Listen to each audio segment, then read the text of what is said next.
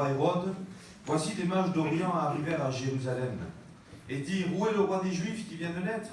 Car nous avons vu son étoile en Orient et nous sommes venus pour l'adorer. Le roi Hérode, ayant appris cela, fut troublé et tout Jérusalem avec lui. Il assembla tous les principaux sacrificateurs et les scribes du peuple, et il s'informa auprès d'eux du lieu où le Christ devait naître. Ils lui dirent à Bethléem en Judée, car voici ce qui a été écrit par les prophètes. Et toi, Bethléem, terre de Juda, tu n'es certes pas la moindre entre les principales villes de Juda, car de toi sortira un chef qui paîtra Israël, mon peuple. Alors Hérode fit appeler en secret les mages et s'enquit soigneusement auprès d'eux depuis combien de temps l'étoile brillait. Puis il les envoya à Bethléem en disant, allez et prenez des informations exactes sur le petit enfant. Quand vous l'aurez trouvé, faites-le moi savoir afin que j'aille moi-même l'adorer. Après avoir entendu le roi, ils partirent et voici l'étoile qu'ils avaient vue en Orient aller devant eux jusqu'au moment où, arrivée au-dessus du lieu où était le petit enfant, elle s'arrêta. Quand ils aperçurent l'étoile, ils furent saisis d'une très grande joie. Ils entrèrent dans la maison, virent le petit enfant avec Marie, sa mère, se prosternèrent et l'adorèrent. Ils ouvrirent ensuite leur trésor et lui offrirent en présent de l'or, de l'encens et de la myrrhe. Puis, divinement avertis en songe de ne pas retourner vers Hérode, ils regagnèrent leur pays par un autre chemin. Amen. C'est extraordinaire les récits de la Bible.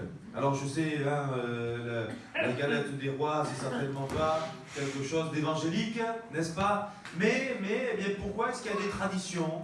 D'ailleurs, c'est très amusant, enfin c'est une façon de parler, puisque la dernière fois que j'ai acheté une galette des rois, la fève, c'était le roi lion. De quelle sorte de lion s'agissait-il? Certes, mais en attendant, il y a eu des hommes qui venaient d'Orient. Quelle était leur croyance? Quelle était leur obédience? Je ne sais pas. Mais en tout cas, ce qui est sûr, c'est qu'ils ont compris qu'un roi venait de naître grâce à une étoile, une seule étoile. Ils observaient le ciel et ils ont vu un phénomène nouveau. Qu'est-ce qui s'est passé? Ils ont suivi cette étoile qui les a guidés jusqu'à la ville où se trouvait le petit enfant, l'enfant Jésus qui venait de naître, qui a grandi entre-temps, puisqu'aujourd'hui, nous le savons, il est roi des rois et seigneur des seigneurs. Mais elle les a conduits jusqu'à lui. Et ce qui est extraordinaire, voyez-vous, eh bien, c'est cette révélation qu'ils vont avoir en songe, eh bien, de ne pas retourner voir Hérode. Était-il du peuple d'Israël? Avait-il une origine israélite? Rien n'est écrit à ce sujet, il semblerait que non. C'est des mages qui venaient d'Orient. Mais ils avaient une sensibilité, une crainte de Dieu. Et nous voyons dans le récit de la Bible, de l'Ancien Testament, même sous la loi, que Dieu a été capable de se révéler même à des hommes, à des personnes qui n'étaient pas de son peuple, du peuple d'Israël, tout comme il a voulu le faire pour nous. Nous n'étions pas d'Israël. Enfin, peut-être qu'il y en a qui le sont. Mais il a plu à Dieu de se révéler à nos vies, afin que nous aussi, eh bien, nous puissions aller voir Jésus pour l'adorer. Pour lui apporter, eh bien, un cadeau.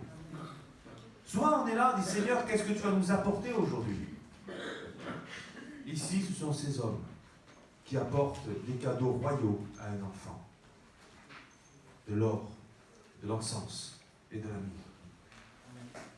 Qu'est-ce que nous allons pouvoir apporter à notre Dieu ce matin? Quelle sorte d'adoration va sortir de notre bouche? Serait-ce d'abord une adoration? Serait-ce une action de grâce? Serait-ce une prière, une demande, une requête? Eh bien, qu'en ce jour du 5 janvier, nous puissions apporter une adoration à notre Dieu. Alléluia. Amen.